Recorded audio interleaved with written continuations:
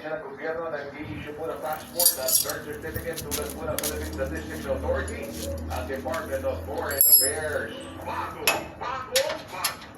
Maraming baliwang mamumuhunan ang interesado pong maglagat ng 43 bilyong dolyar na puhunan para sa pagtuklas ng bago mapagkukunan ng enerhiya dito sa Pilipinas.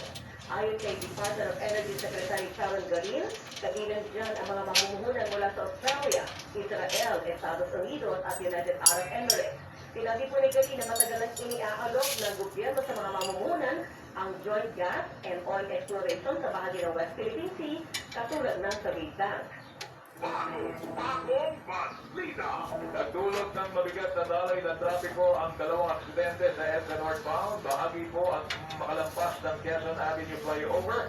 Kaninang madaling araw, unang na aksidente ang isang dump truck. Inararo po ang 14 na concrete barrier pagka baba po sa Quezon Avenue flyover at bago makarating sa tapat po ng isang hotel, alas 3 ng madaling araw. Pasado alas 4 po na madaling araw naman kanina nang maaksidente habang pababa ng flyover.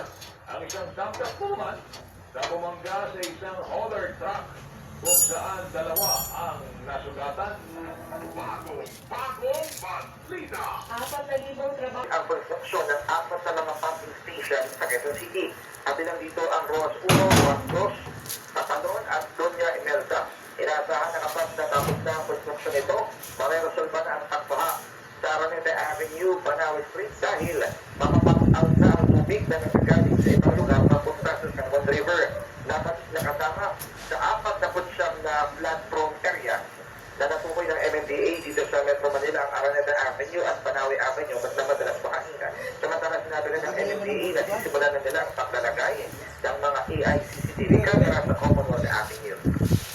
Ang inyong kapuso Mark Makalala ng CMA, Super DZWB, dapat totoo.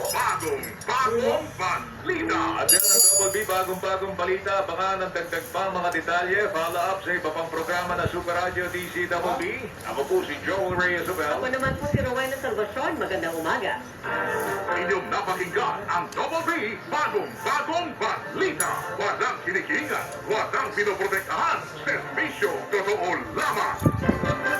Ito mga kapuso, napansin nyo pang bigla kang nag-log out sa inyong banking app, mga kapuso, at nang sinubukan mong mag-login muli, ayaw nang gumana ng password mo. Maaari ding nagulat ka pa nang malaman mong may mga nakatransaksyon ka sa inyong account na hindi ikaw ang gumawa. At pati ang mobile number mo ay napalitan na pala. Naku po, tawag po dyan mga kapuso, panloloko, scam.